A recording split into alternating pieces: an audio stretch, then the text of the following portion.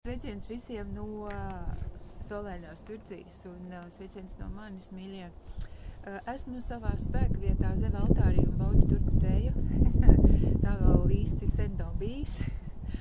Un jā, esmu ļoti jaukā noskaņojumā un gribu jūs visus aicināt arī pie manis ciemos Turcijā un arī pabūt šajā brīnišķīgajā vietā zem altārī. Tātad šopavasar mēs rīkojam retrītu, un retrīts būs no 15. līdz 23. aprīlim šeit pie manis.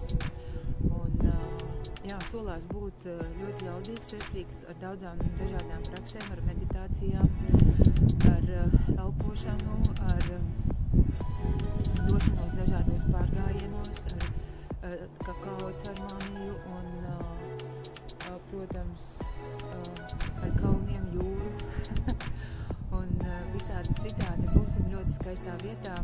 Mēs jau rudenī bijām šajā te mūsu izsapņotajā vietā, retrīta vietā šeit Turcijā.